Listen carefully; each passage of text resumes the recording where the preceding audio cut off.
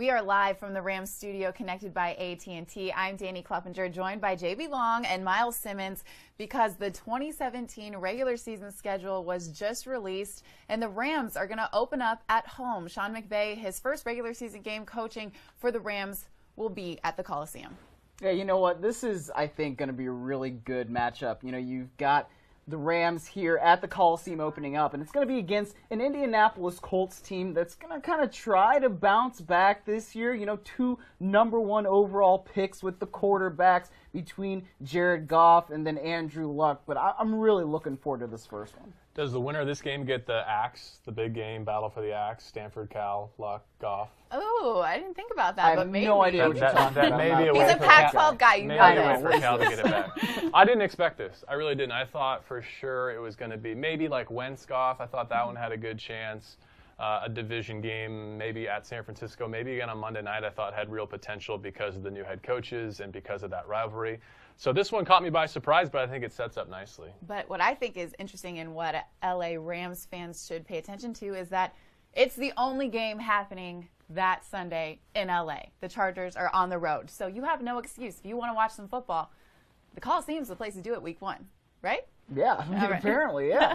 I want to move on to the second game because this team is pretty familiar to Sean McVay. Yeah, no question. Washington coming in for week 2. That's kind of the McVay Bowl, if you will, you know, with everything that McVay knows about that Washington team. And of course, you know, Jay Gruden being a mentor to Sean McVay. There's a lot of familiarity there with those guys and those families. That's going to be a cool matchup there. Really, the whole first part of the schedule, I think, sets up for a comfortable, familiar tradition coming from the NFC East for Coach McVay, right? He gets to come to Los Angeles, and not that his scouting reports will be finished or complete by any stretch of the imagination, but I think schematically there'll be a jump start for preparing for those games, Washington certainly, and then Dallas down the road. But how about the fact that by week 2 we'll have met our home game, Coliseum game quota through, 8 weeks of last season? Yeah. It really stands in stark contrast how much more often the Rams are home early in this schedule as opposed to last year. The first 3 of 5 games are at home.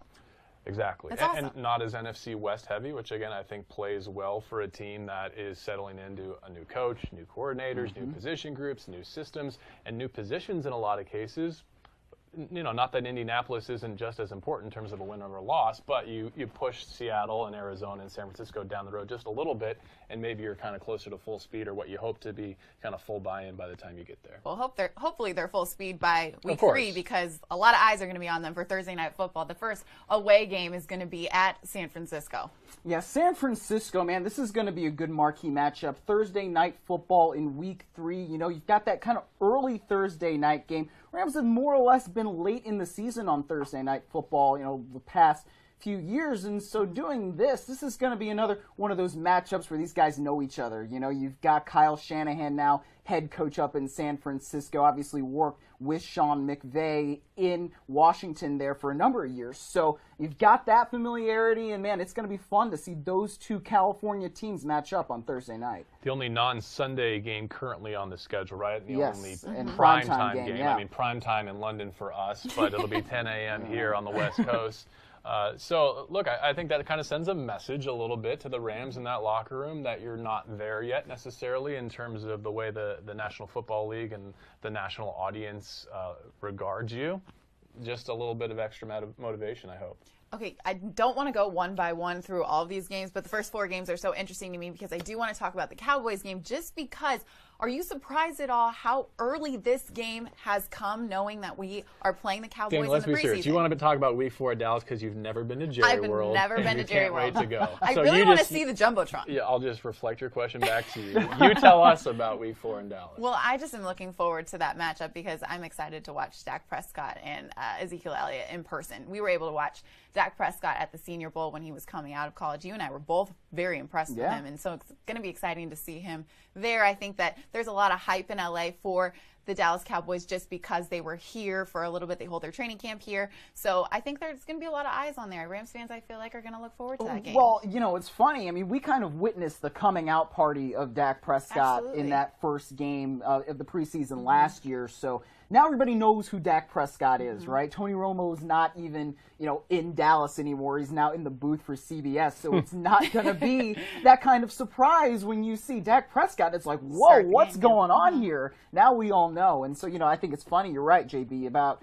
the Rams playing the Cowboys again in week 1 of the preseason. That's going to be on that Saturday there. And now you've got, I think, 8 weeks later, you're going to play the Cowboys again in the regular season. And, we were talking about this on Between the Horns a little bit ago.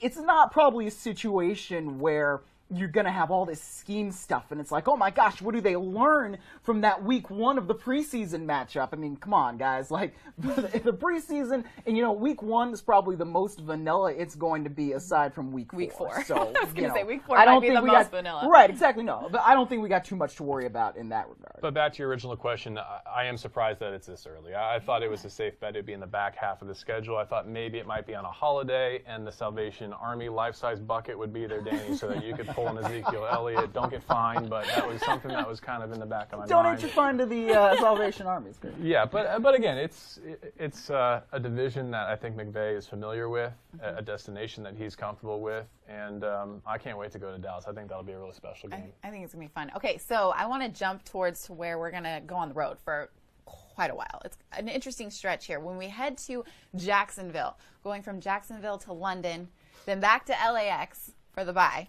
and then to New York. That's a tough stretch. It's a tough stretch, but in a way, it's one the Rams kind of requested. They did request to go to Jacksonville and then to London. So that kind of eases the burden of travel a little bit. I mean, last year, we went from Detroit to London. That's an 8-hour flight. Should be a little bit less going from Jacksonville over to London, and Rams are kind of expected to stay in Florida a little bit longer earlier in that week before making that trip across the pond too. Couple of thoughts, a couple are serious, and then one that's not at all. One, it's great that's not... A not serious comment from you. I'm shocked. That's a trend here on our live programming. But Arizona, I wanted to check their schedule and see what they're doing the week before, right? Because it's always kind of the comparative. How do you handle your schedule? Sure. The Rams are at Jacksonville. They're home to the Bucs, it looks like, so kind of probably advantage them from a planning and practicing standpoint. But again, not in the early window, which for going to Jacksonville, that game, it's nice not to have the body clocks be so far behind. That will be the case with the 10 a.m. Pacific kickoff and some of the other East Coast games, including at New York. And then on a lighter note, I'm just personally concerned if we're going to be on the road that long with Maurice Jones-Drew, who knows a lot of people and a lot of places in Jacksonville.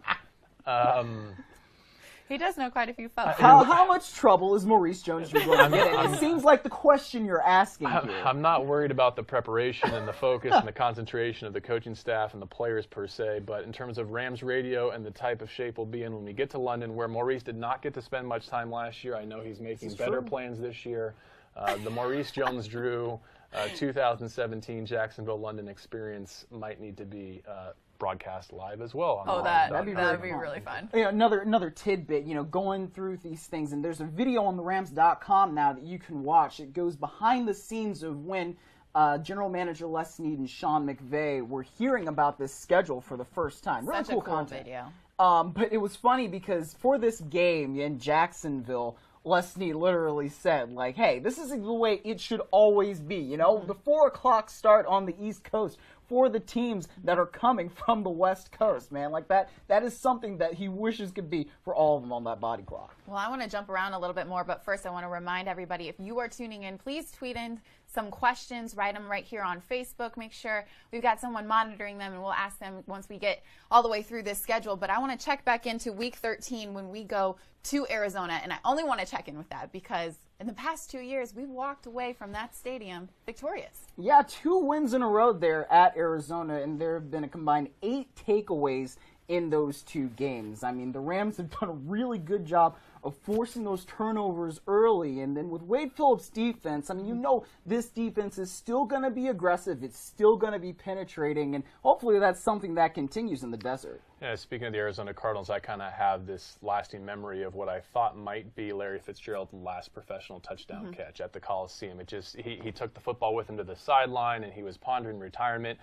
He has opted to come back, but you get the sense that this, if he's healthy and everything's going well for the Cardinals, Week 13, early December, that's going to be an in-person send-off, I think, for us and for the Rams to someone who has, one, tormented this franchise, and two, is going to be a first-ballot Hall of Famer.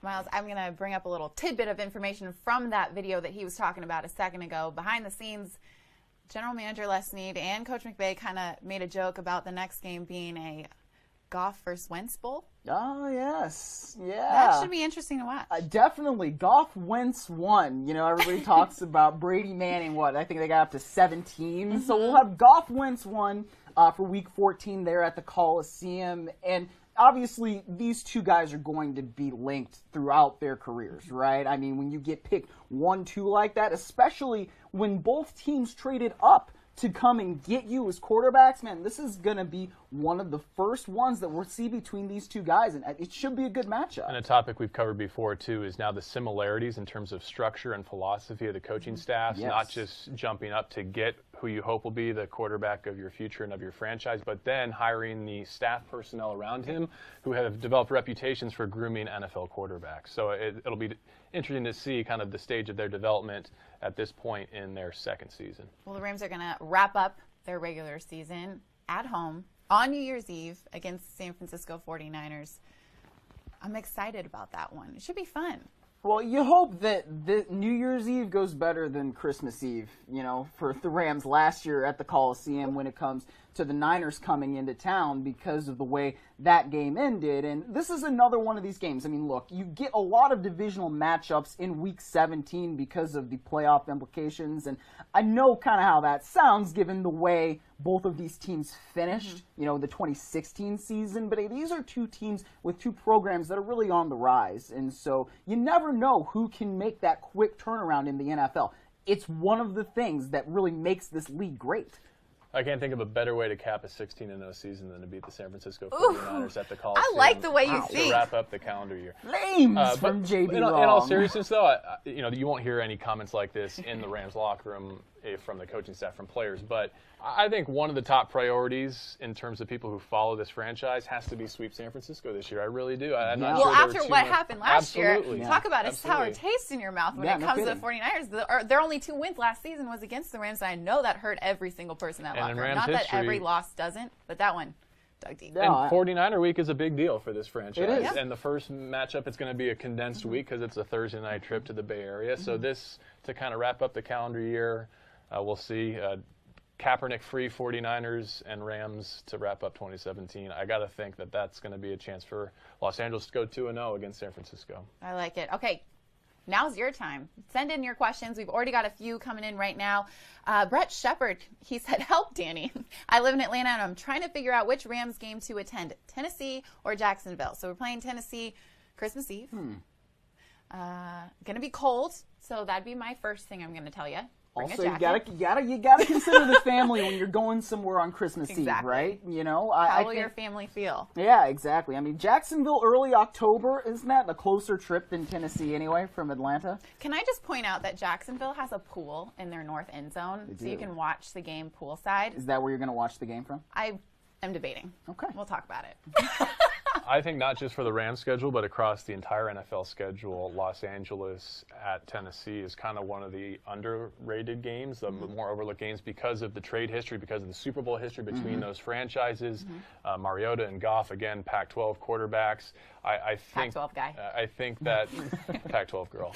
I think that that would be the game that I would look to in terms of storylines. Whether or not your holiday and travel schedules permit, I'll leave that to the individual to decide. So you say Tennessee. I say Tennessee. You say? I guess I would say Jacksonville. I would say Jacksonville, too. Unless you want to come out with me and Maurice Jones-Drew and DeMarco Farr, in which case Jacksonville 100%. Absolutely, Jacksonville.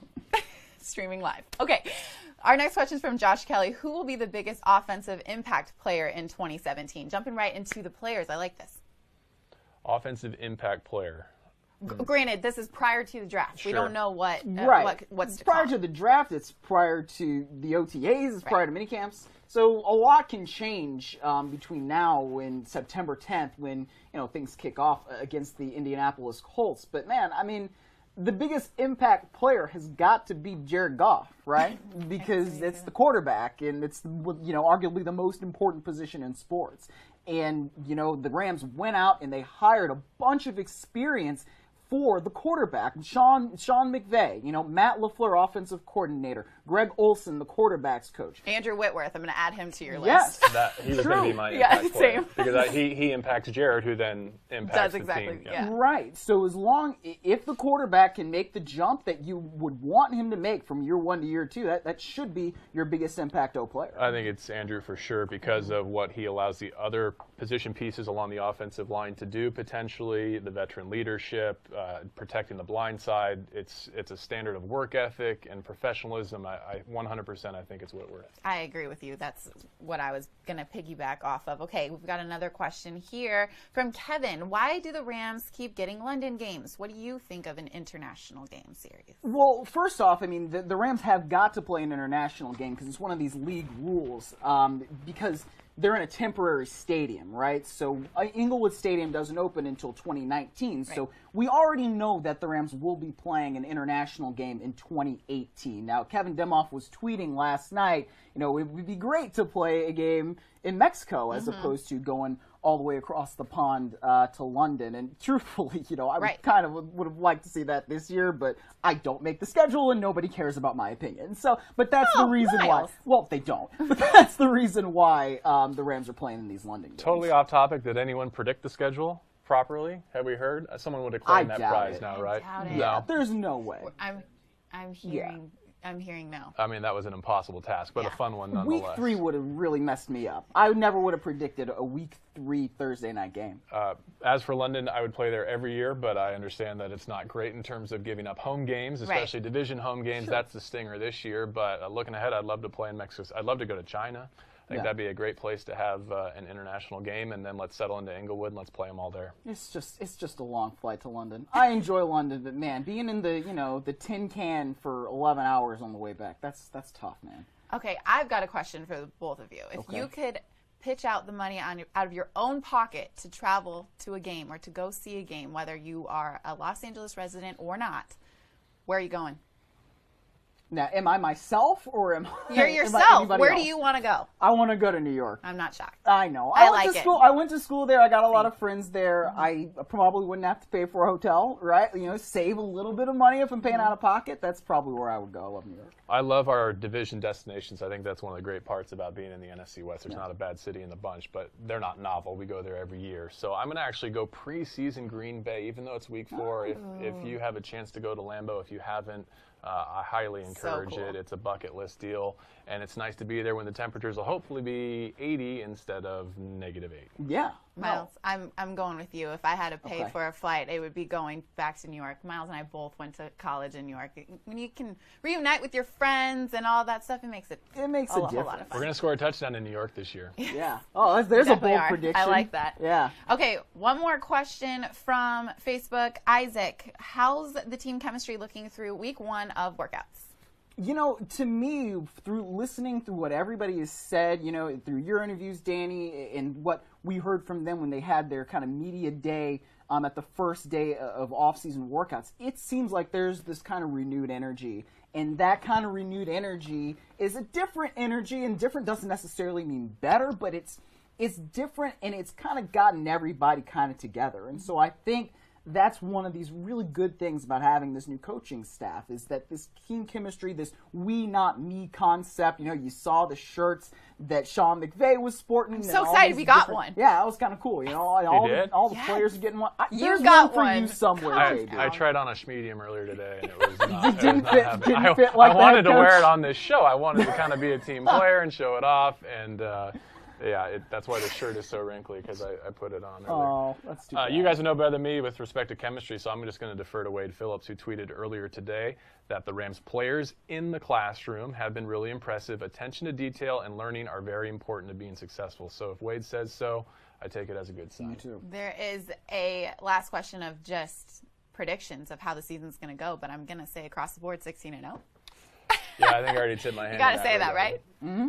I mean, I just think it's great that we can say with a lot of confidence, a lot of good reason to say that Jared Goff and Sean McVay should get their first win at home in the Coliseum before the Rams hit the road. I love it. Two home games to start. Hope you're there to be with us.